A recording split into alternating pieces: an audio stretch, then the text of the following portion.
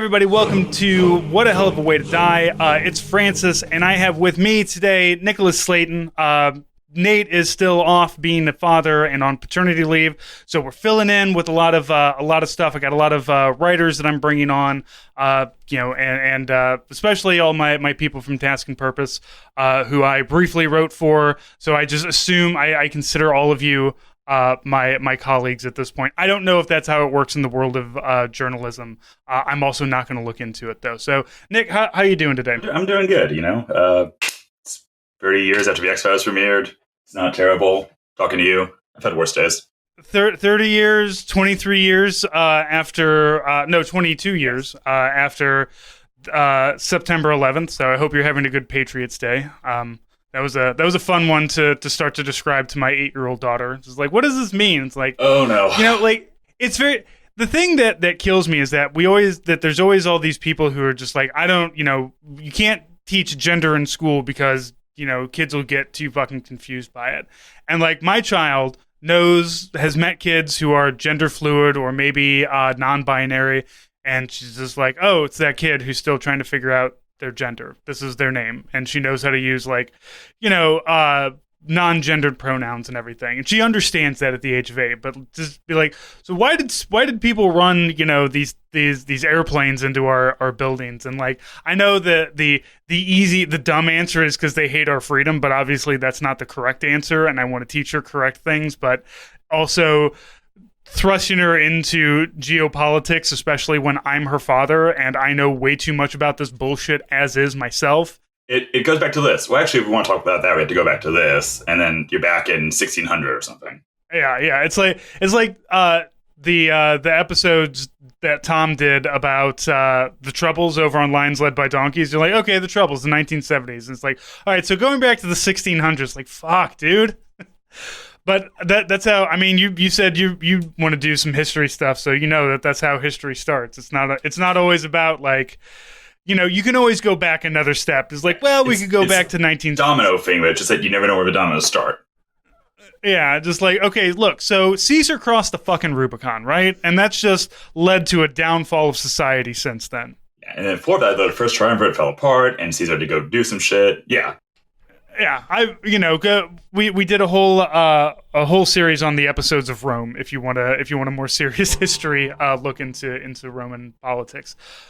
Yeah. So, but Nick, I brought you on because I want to talk about UFOs with you. I've talked UFOs with a few people. I had a pilot on one time who said that he had seen a few things. And as we said, this is the 3-year anniversary of the release of X-Files, which was not a show that I really got into, but I have friends that were really, really into it. I wasn't big into into that kind of stuff when I was younger. But I do like it now. Like, surprisingly holds up okay. Yeah, I've only seen maybe like a couple episodes, maybe like a dozen, 2 dozen, but like friends of mine love that. I was more of a Stargate fan because I'm a nerd and sci-fi is fun. But yeah, X-Files, it's good. It's just never dived into it because too many seasons. But, I do want to believe. Yeah, it fell, for me, it was just like, I was watching Star Trek at the time and also Buffy the Vampire Slayer, so that, like, kind of during those times I was into the Monster of the Week action stuff, but I wanted it to be slightly less spooky and a little bit more funny. And I don't know, I guess I was more into Sarah Michelle Gellar than I was Gillian Anderson, which I don't know what that says about me other than I'm was 13 at one point, I guess. But yeah, I wanted to bring you on. You wrote something for Task and Purpose, and UFOs have been really kind of big in, well, they're not as big as they should be, I suppose. Like, because the government has just been like, yes, there's UFOs. I don't know why we're trying to tell you. Because a UFO is simply, what's that over there? I don't know. Boom, it's a UFO. Like, until you know what the fuck it is, it's unidentified.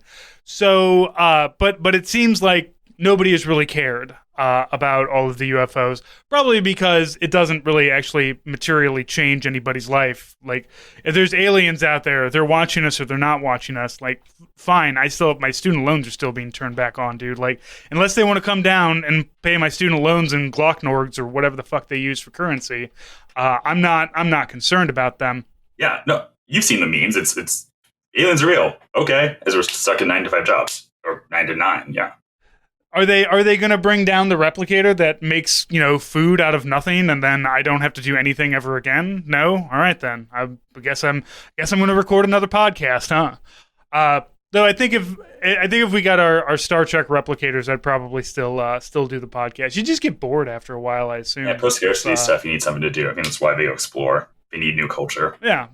Even their prisons are pretty awesome. It's just like we got to put somebody in prison because they're like kind of sad, but we'll figure it. Like the Vulcan prison is just a bunch of dudes painting. That sounds which awesome. is nice. But also, isn't it like a nuclear war before we get to that in the Star Trek timeline? Well, I'm thinking Strange New Worlds, which is post Enterprise but pre original series. The nuclear, we still do need to. Yeah, we got for the us to get rights to the next Star year. Trek world.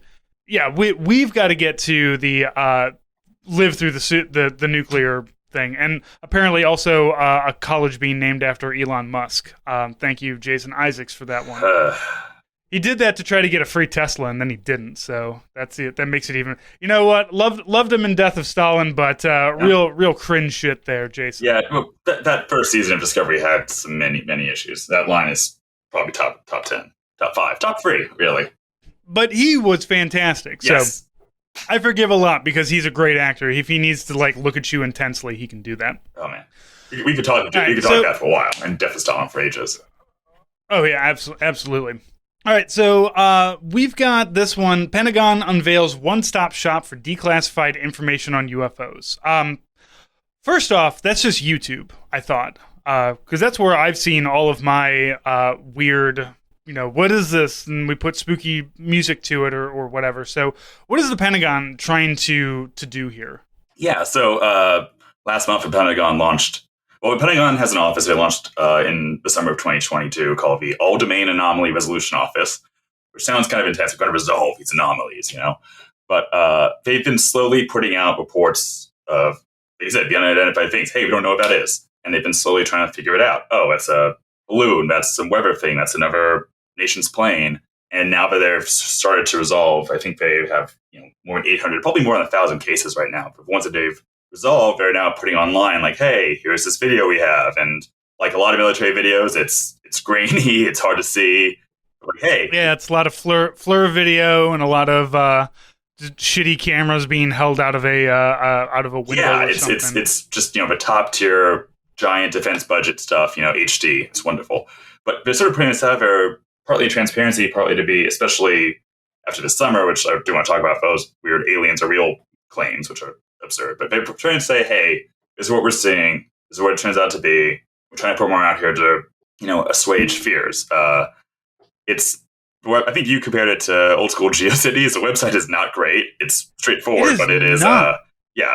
Like, I keep expecting to see a little GIF of a guy, with a pickaxe and it says, coming soon or something, or work under project. Because there's a coming soon. There's a submit a government report, but you can't. Because it's coming soon. Those things aren't hard to do. So I'm very confused as to they have this idea, which on the surface sounds good. Yes, you should do that. I didn't even notice there's just a big blank space on the right. It's oh yeah. If you scroll over, they didn't even set come on, my Wix fucking site is set up better than this. Yeah, don't go full screen on this side so you won't see it. Yeah. Now, to be fair, I've spent long enough in the military that I know our IT and web design sucks ass completely. It just feels like somebody who was setting this up might have. It just feels very afterthought. And you said they did this in 2022 is when they stood this up? Well, so the organization, the AARO, was created in 2022. This website went up last month. Now they've gone through a bunch of reports.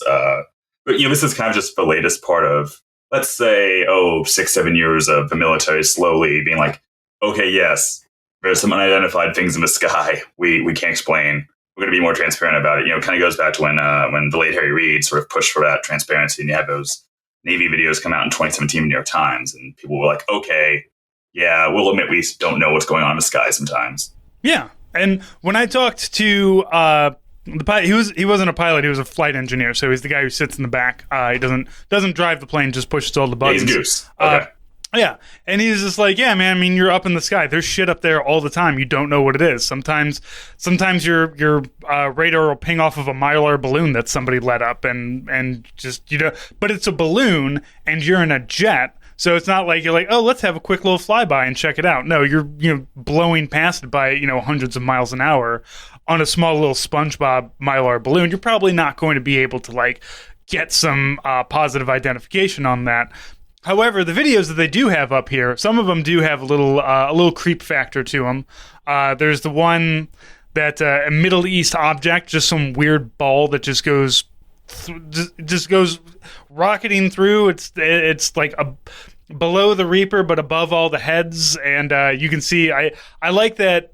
Obviously, there was somebody who was actively monitoring it at that time, because as soon as the ball goes by, he's like, fuck these terrorists, man, what the fuck was that, and just starts chasing the ball as far as he can with the Reaper. So I'm glad that we have like-minded individuals on the stick. Dude's just like, what the fuck was that, let's check it out. Yeah, I mean, that's, and honestly what you just said, like, what the fuck is that, I want to check that out, that's kind of what a lot of these videos are. That's actually what people sort of assume, like, oh, the government's looking into UFOs, or as they call them, UAPs, unidentified aerial. I'm sorry, they changed it. It used to be unidentified aerial phenomena. Now it's unidentified anomalous phenomena, because it could be in the water, it could be in the ground, whatever. But, they think, oh, the government's looking into that, it must be aliens. It's like, no, a guy just saw something and was like, what's that? And filmed it. And probably was nothing. Probably may have been something. We just don't know. Yeah. And I'm glad that they are kind of, consolidating these. Again, though, I wish that I know this is only going to be like military stuff, so whatever dork motherfucker is filming stuff out in the backyard, and some aliens come down and go beep at him and then fuck off, we're probably not going to get those.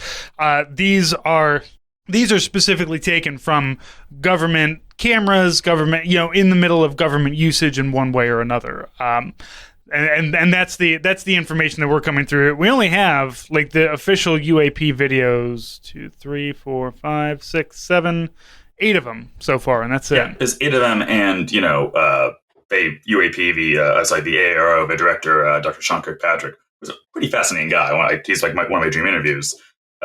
He said, to Congress in a NASA presentation, they have hundreds, probably more than 1,000 videos right now. Thing is, a lot of the stuff we may never see, even if it gets declassified. Well, even if it resolve the issue, we may not get declassified, because it's not that what they're filming is something crazy. It's that, oh, we filmed this on a secret spy plane, or we filmed this, a combat mission was classified. And I think that's something when people talk about UAP, the UFO stuff, it's like, why are they hiding this? It's classified. It must be, some crazy, flying saucer. And it's like, no, they just filmed it on a secret camera. Yeah, I've always had that about Area 51 is the famously known for a place where aliens crash. It's like, no, man, it's just out in the desert. It's a place where they just test shit. Like, what do you think they tested the Trinity in the middle of a desert? Like, if we're not blowing stuff up over an atoll, we're blowing it up over our own deserts. Kind of the place where I would put it too. And why does the government not want you there? Because it's got a bunch of secret shit there. And you know what? That could include aliens. That's fine. Again, not much I can do about it. You go to Area 51 and you step too close, you're gonna get ventilated by some guy named Brock or something like that. And he'll have the Oakleys on. It'd be great because he's in desert. Exactly. He's going to have the Oakleys. He's going to hit you 2 in the chest with a pistol at 100 meters somehow. Probably alien technology that they're building there. Yeah. Well, I mean, can we sort of address the little green man in the room and just talk the alien thing for a second? Sure. Yeah, absolutely. Let's talk about we're talking about our close encounters of the first kind. Let's get to the third kind. Yeah. So, okay. The truth. It's out there. No. A lot of this stuff gets sort of blamed for aliens, right? People think aliens, UFOs, and that kind of goes back to what you're saying, Area 51 secrecy. Like when they were doing all those crazy test flights in the 40s and 50s, the government didn't want the public or the Soviets or anyone else to sort of know, hey, we're developing these crazy spy planes, and they sort of encourage the UFO thing. Oh, it's aliens. They sort of did some sort of a psyop thing to sort of push that in. It came out in the 90s that the military was like, oh yeah, we made that stuff up to throw off, suspicion. And now you still have this dedicated UFO community. And I'm not saying there aren't aliens in the universe. law of averages, if there probably are somewhere, but we're not like crash landing on some base in the desert, right? I mean, they could have. Oh, yeah, they could have. Man, we've got. Let's see, what do we have that aliens would want? Like, I don't know what like a spacefaring race would come to here and just be like, oh, there's a bunch of hairless monkeys down there blowing each other up with atomic energy. We should probably steer clear of this one. I imagine it's the same as like, maybe they broke down or something, but that's like, it's kind of the same as breaking down in East St. Louis. You break down on Earth, you're fucked. You're going to come back and your spaceship is going to be completely stripped for parts. They're going to be pulling out the copper wiring and everything, man. You're fucked. Independence Day was a documentary. Exactly. Unfortunately, we didn't. Well, I guess, did you watch Independence Day 2? No, it looked terrible and I avoided it. Oh, it was, but we do. It is like 20. It's great because it's like 20 years into the future, and because aliens are now known. The government's like, fuck it, we'll just exploit all of the alien technology that we get. So like, the airplanes that they have are still like jet fighters, but they have when you buy like cheap drones that look like a airplane, so the propellers to keep it aloft are like built into the wings.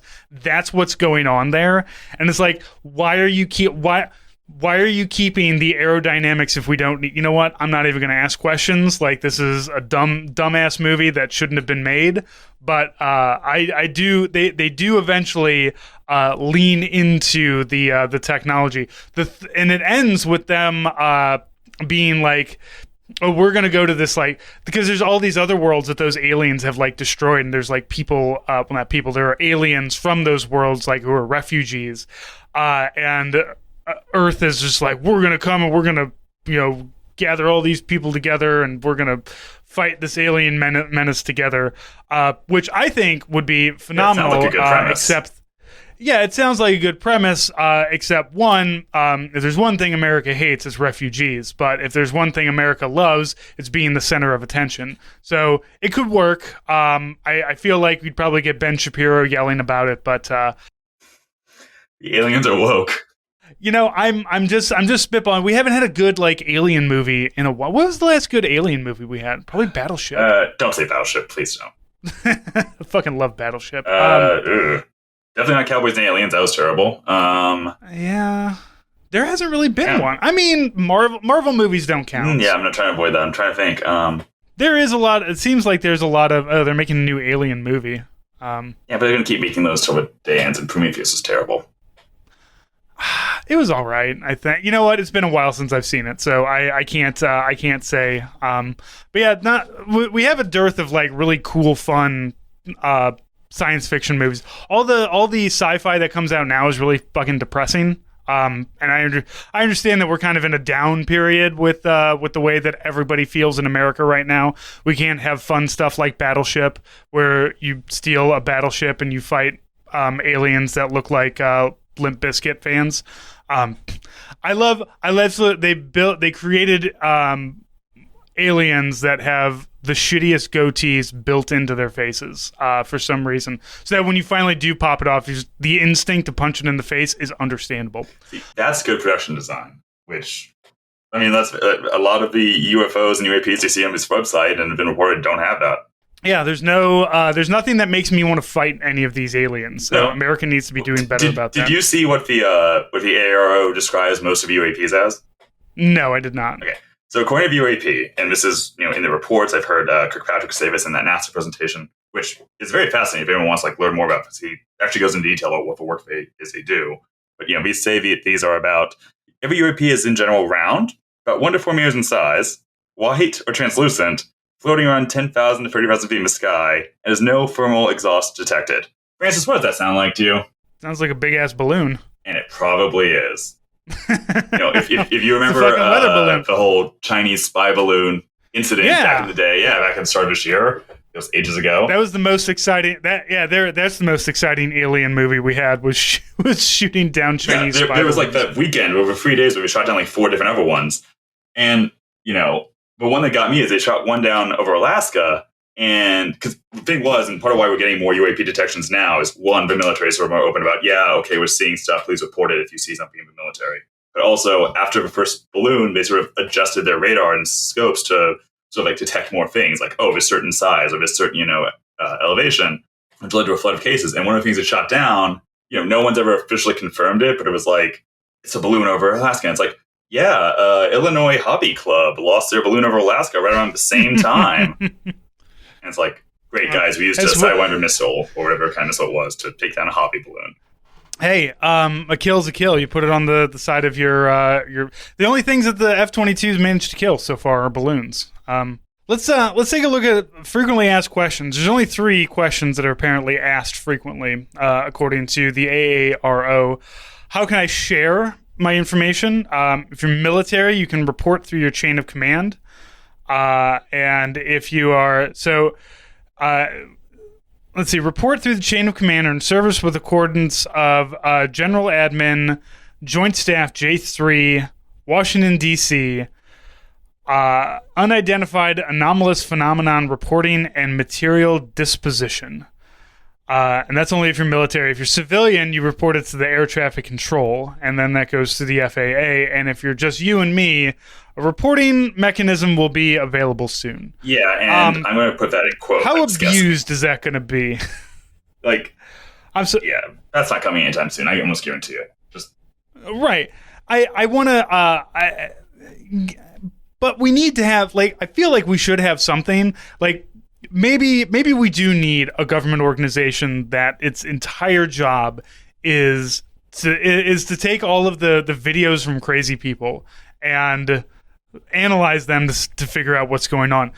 Because at this point with AI, we're gonna I can go and make a UAP or whatever and in anywhere. It's just type it into chat. I don't know actually how AI works. I've only fucked with Chat GPT for about 10 minutes and then got bored with it. So I don't know. Maybe just bang it in there and then a video is created with a UFO in it, and then you upload it to the government and they kind of figure that out. But yes, I also believe the general public will not be allowed. You have to do the reporting that we have before that, which has always been YouTube, and sending them to me. Yeah, so that I can sit there 3-second clip on YouTube, and you make an hour video analyzing. Yeah. Yes, it's in 480p. It makes no sense. It's full of sound and noise, and but I have opinions on it. So this is not me in any way defending the secretive government nature or anything like that. But you sort of hear the few official statements that the ARO or Director Kirkpatrick have said, which I go back to that NASA video from May, because it's the most detailed thing they gave. It's like, even the stuff that they have from the military is taking so long to analyze simply because they don't have enough data. They have like you said, there's 2-second flyby of a balloon, probably a balloon, and then my fighter jets, I zoom past it. And for them, the biggest challenge is we don't have enough information. We don't have enough data. It's probably something it's probably, a balloon. It's probably another aircraft.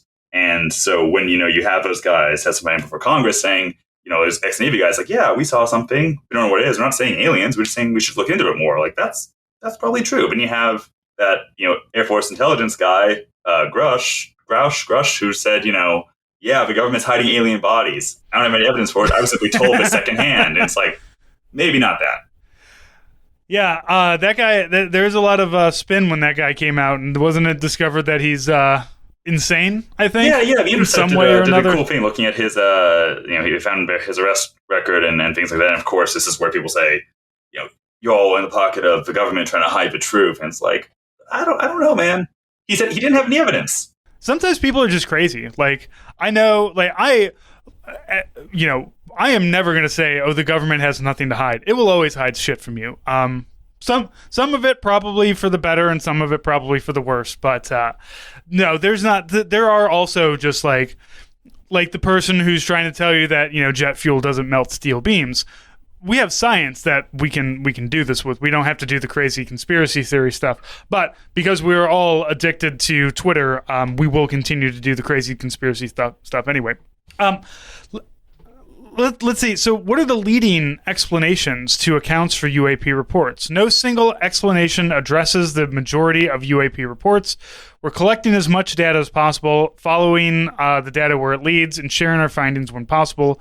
We'll not rush to conclusions. In many cases, observed phenomenon are classified as unidentified simply because sensors were not able to connect enough information to make a positive attribution.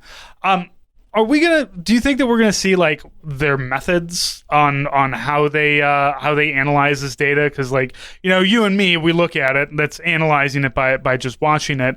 I'm sure that you can look up flight records to see if airplanes were in the area, but I'm curious as to, you know, we don't want to rush it, sure, but like, what are you doing, and what do you think that they're doing to do this analysis? Excuse me. Yeah, that's kind of what we were saying earlier about government's hiding stuff. Like, you know, like as I mentioned that the ARO has been sort of, you know, open on some about what they're looking for, what they need, but they also are hiding their methodology. You know, we can sort of, they say they don't have enough data, they don't have enough sensors, and allegedly they're trying to find ways to do more searches without violating any surveillance laws, which is interesting in its own right. Kirkpatrick didn't go into details on that.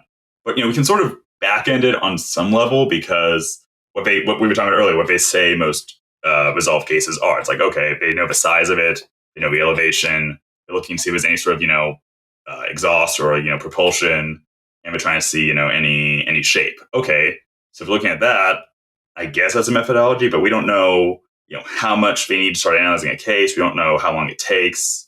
We don't know. I mean, you know, we can sort of say most of these get resolved. The office has said only about 2 to 5% of all the cases, which again is now roughly 1,000. Only about 2 to 5% are actually quote unquote anomalous and can't actually be explained fully. But that's also probably a data issue. So, you know, I've been trying to find this out. I've been trying to reach out to them for months and get an interview. They're not really talkative, which fine, sure, but I would love to talk to Dr. Kirkpatrick about this. It's what is it that you're so fascinated about with Dr. Kilpatrick? Okay, one, this guy kind of looks a bit like John Delancey, Q from Star Trek, to bring that back around. But sure, fair enough. So that's just funny to me. But he's a scientist guy who came from like, you know, the DIA's missile defense work. So, you know, he's not, you know, we're not picturing Fox Mulder here. He's someone from like the more solid military background. And when you hear him speaking before Congress or in that NASA presentation, he does kind of get into the details and into the weeds of what he can say. And, you know, they've been sort of secretive about what the ARO is and how many people are even involved in the office. So it's like the only person we know who's really in it is him. And I want to know about the methodology. I want to know. It's just him watching all these videos it could be by himself. It would be hilarious. Probably unlikely, but it'd be funny. But I just want to know, you know, how many cases are getting from the Army, from the Air Force, you know, who's sending what? Because the idea behind it is a centralized repository. Things used to be, oh, you know, it's nothing. Well, oh, you know, Navy aviator, oh, you saw something, whatever. Or we'll tell the captain, the commander, but he won't kick it up, you know, to the greater Pentagon. And now we have something that does that, which is interesting to me. Yeah, I just want to know if they're hiring. I feel like I could do this job. Yeah, I could. Yeah, why not? Yeah, we just watch some video. I mean, what else am I doing but sitting around watching videos and giving uninformed opinions online? Yeah, it is an all domain, which includes land, sea, sky, and things in between. So maybe one of these is a Toyota Hilux. We don't know. Yeah, a Toyota Hilux has been launched 10,000 feet into the space. I want that so bad. You know, well, the T-72 turrets managed to get pretty high, so maybe a technical can as well. So last thing that they have here in their FAQ, common objects causes frequently reported as UAPs include airborne clutter, which is what all airborne is, commercial or scientific balloons, commercial or military aircraft, unmanned vehicles, space launches, satellites, or celestial objects. I assume celestial objects is you see a star and it fucked you up, or I suppose shooting stars, meteorites coming through. It could do it.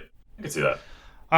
There's actually more questions. Okay, what makes AARO different from previous U.S. government efforts focused on UAPs? Obviously, we've had SETI. SETI's a government organization. Yeah, right? government funded. I'm not sure if it's on the Pentagon or not, but yeah, it's out there. Yeah. So both the scope and scientific rigor of AARO's work set the office apart.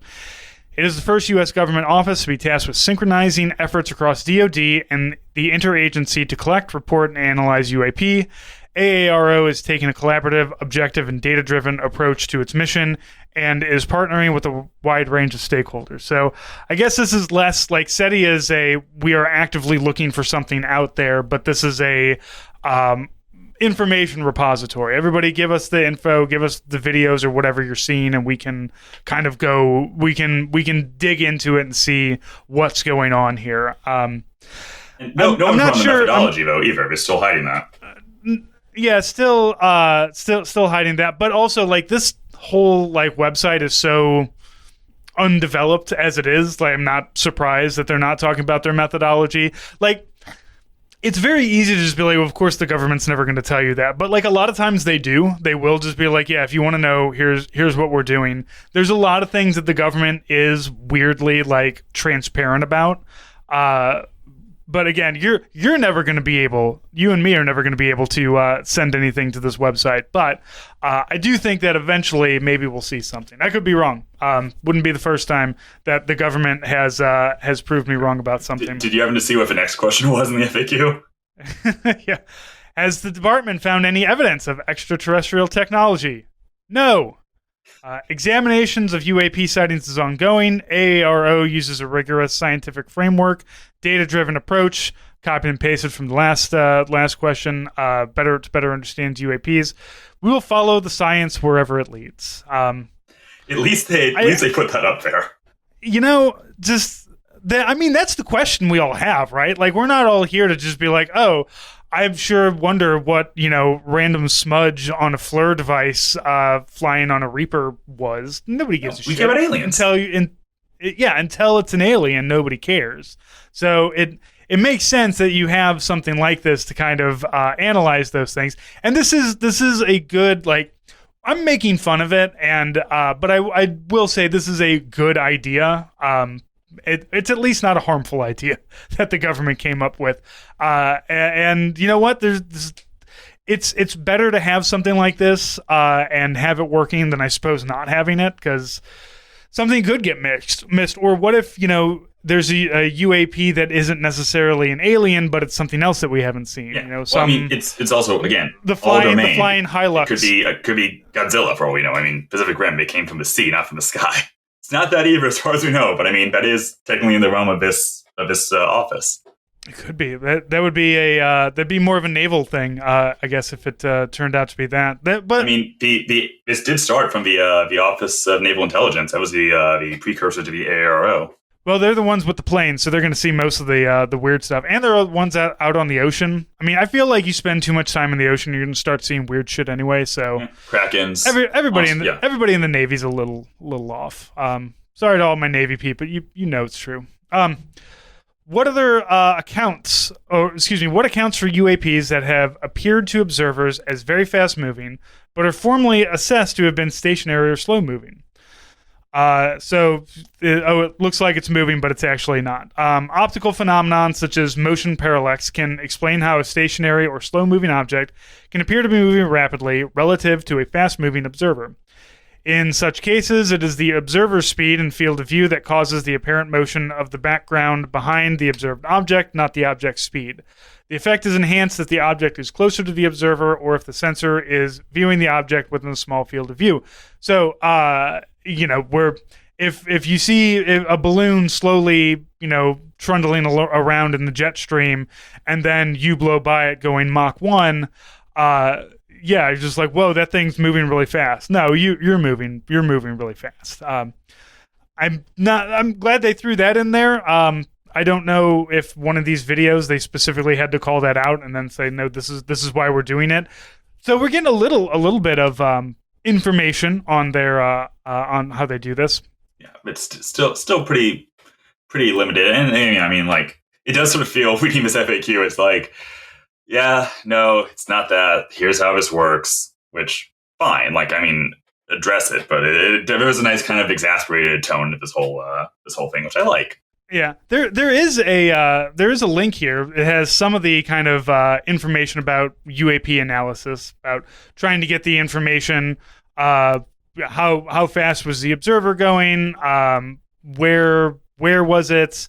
What was it doing? Identification from other. Did anybody else see it? Kind of thing. So it is very much just a like you can only gather human intelligence, I suppose, beyond like probably what's already out there, available in public.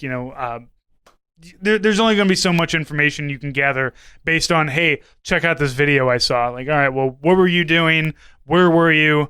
I still don't know. It's probably still a fucking balloon, man. What do you want? Yeah. I guarantee you most times, and again, I want to be able to tell all the Hellfire Tide listeners, yeah, it's aliens, man. I want to have that moment, but it's probably a balloon. It's probably a hobby balloon from Illinois that just got like murked by a F-22. Yep, or somebody's weird drone that they sent up. Although it doesn't seem like drone. I guess balloons go higher. They're looking for things. Yeah, the elevation I think is probably feet. the biggest too. Which again, like they keep saying it's all domain. Could be the sea, could be the land, but like, it's mainly the sky. Yeah, I mean that's where you see it the most. Like if I see a weird looking vehicle, driving around somewhere, I'm just going to assume it's a killdozer or something and move on with my day. Like an alien's not going to come down here like and drive around in El Camino. We're looking for things that they're flying around in, I assume. Some lowrider aliens. I love it.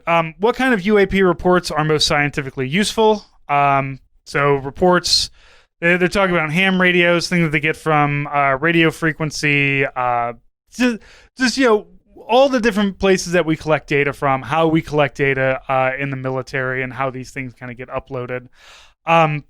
So I don't, like we said, this website's been launched about a month ago. There's still a lot that needs to be done.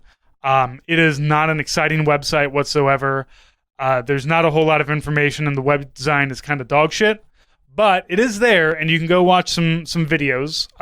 They've got an unresolved Navy flyby case. They've got an unresolved F-18 encounter with unexplained anomalous phenomena.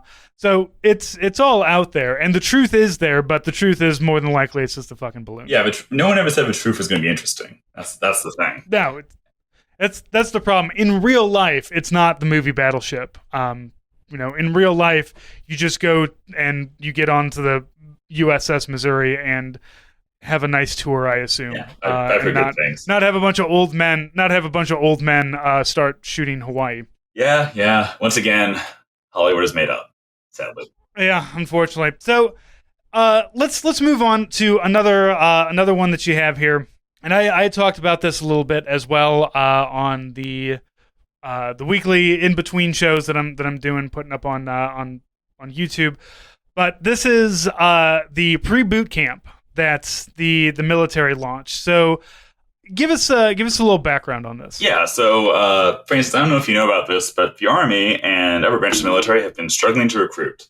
I heard the Marines are doing okay. Yeah. I think they're the only ones doing okay. But last year the Army last fiscal year the Army missed its goal by 15,000 soldiers, give or take, which seems bad. And Secretary Christine Wormuth says they're going to miss their goal again. And a lot of the different branches have been trying different things. They've been saying, we'll try these new enlistment bonuses. Like here's some extra money if you ship out to basic training right away, or things like that. Which, sure, I mean, money's an incentive. It works. They got me with a bonus, so what it works. Like, do you want some free money? Yeah. There you go. I mean, I don't know. Maybe they'll say next day you get to fight the aliens, but no. So one of the other things they were trying to do is the people who do want to enlist. A lot of these people were, they weren't doing well enough to pass the physical test or pass the academic test. They set up the Army Future Soldier Preparatory Course, which launched last year, and it was kind of a pilot program. Started off at one base, expanded to 2 bases, and the idea is, it's pre-boot camp for boot camp. You come in, you go through this 90-day course. You have 90 days to basically hit your ASVAB score, get passing, or hit your physical score, and just started off, you could do the academic track, or you could do the physical track. And I was like, well, wait, no, we should let people do both and, get most out of it. And, shocker, it kind of worked. And now they're making it permanent. And, the idea is, you want to enlist, we want to help you get there. It's, you're not being yelled at by a drill sergeant. You're getting education. You're getting, you're working out to like lower your body fat percentage, or, be able to hit a certain number of all the stuff they put you through tests on. So yeah, out of all the things the military could be doing, this seems like a decent idea. Yeah. Now I understand okay, well, let's you go and you're going to lose weight. I get that. 90 days, sure, you can get into shape real easy in 90 days. But how does the academic track work? Like, is this here's the kinds of things that are on the ASVAB, you need to have better reading comprehension or something along those lines? Like, I say it like, I understand. I went to, private high school. I come from smart people. I am reasonably intelligent. So I'm just like, what is it that they're needing to learn, and how exactly does that work? Yeah, it's a little bit of, stuff that is on the ASVAB. Other things are, eating, writing, math, all of those elements. I mean, I sort of compare it to the way I sort of view this is, think of it like the driver's test, like the written part of a driver's test. To get a license, it's like, okay, here's the stuff that's like basic knowledge, and here's some stuff that's specifically to military service. And you're going to go in these like facility classes, like classroom type situations, and you're being taught, lectures, or you're taking quizzes and tests like that to get better at it. And you can graduate before 90 days are over. You just have 90 days to hit that graduation mark as well. Okay. I mean, I guess there are like SAT preparation courses and things like that. This would fall kind of into the same purview. Just here's an ability to have a better understanding of the questions that are going to be answered of you. Here's how to do better reading comprehension or something along those lines. Yeah, that's the idea. Like, again, it seems to be working. They have a pretty high graduation rate, and people are going from that. They're actually becoming recruits. They're joining the service, and it seems to be working. And they want to make it permanent and give it more funding and expand it. So it is very strange to see like the military come up with a good idea and then keep that good idea. Like, it's like, oh, we have this idea. Look, it works. Cool. We're gonna go ahead and keep it, because this is really kind of huge. And I've talked about it a few times, but I don't think people understand just how, like, because you get paid while you're here. Like, the idea is that you are joining the military, and you'll do these courses with the express intent of joining the military later on. So you're still, I imagine, getting retirement points. You're still working on these things, like, to better yourself.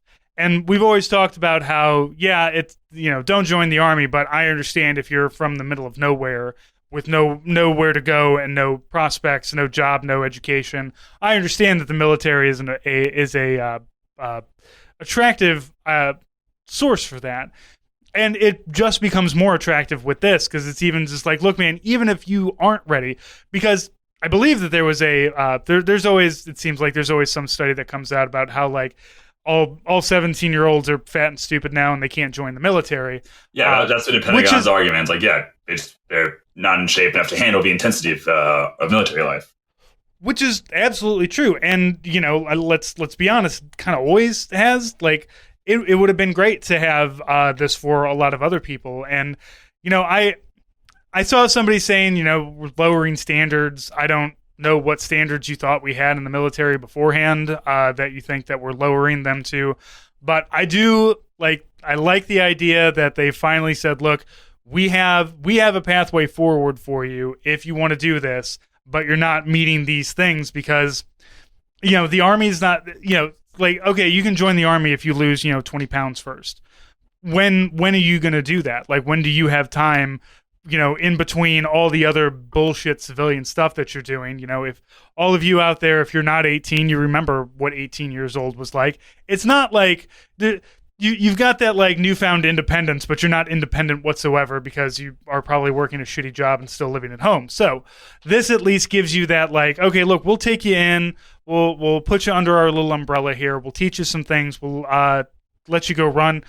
Because, like, when I went to basic training, I mean, at least from the physicality part of it, like, people got hurt a lot because we were being taken off of our couches and being told to go run, 6 miles, and our bodies were not used to that. And the idea is your body eventually gets used to it. And, yes, mine did, as did the majority of ours, but not everybody. So I also like this as maybe we can teach people how to exercise properly, because that's not taught in schools. I'm sure there's no, there's not a school classroom that teaches you how to run properly or how to necessarily eat properly. Home economics it's no longer been a minute thing, since I did like PE, but I remember it not really being useful on that front. I know they have like weightlifting classes apparently in high school. Some high schools like for football kids, but like it's not that. And I had a weightlifting class too, and fucking nobody taught me how to lift weights. It was just like go into the weightlifting, because it was for all the football players. And then me and one other guy who were just like, we don't want to play football, but we also I don't want to do regular PE. I would rather just hang out in the gym. But all the football players apparently got coaching during football practice. We did not, so we just kind of made up our own thing. So still kind of useless. Yeah, kind of. I mean, like, I don't want to like. Well, I mean, I do want to knock a little bit, but like, there's this big sense that you can tell urgency of this program, right? It's like recruiting numbers are down.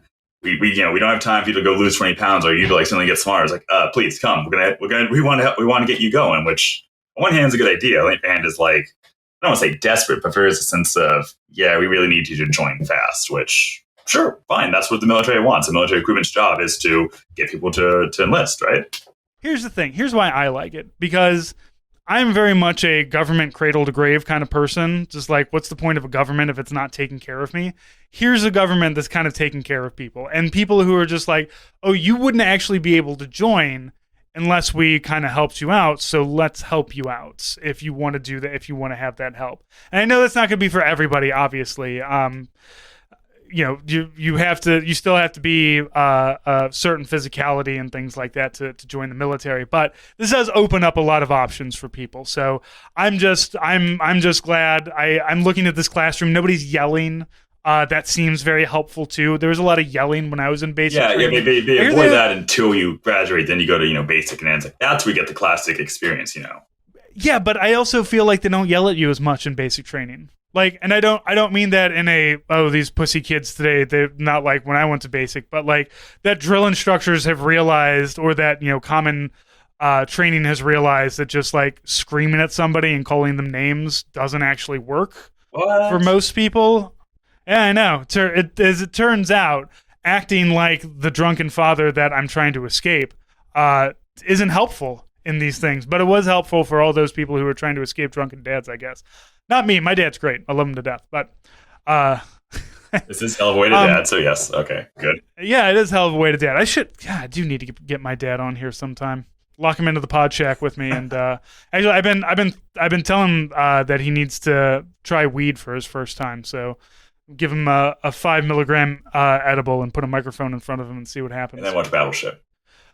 He's 80 and a gardener, so it'll just be an entire episode about talking about gardens. So I think that'll work out. I want to hear that. Well, Nick, thanks so much for coming on. Tell people where they can find you. I write every week. I'm on Task and Purpose. I'm a contributing editor there. You can also find me on Twitter if you're still on that sinking ship of a hell site, at Slayton, and I'm also at Slayton at Blue Sky as well. So find me, talk to me. Let's go watch UAP videos together.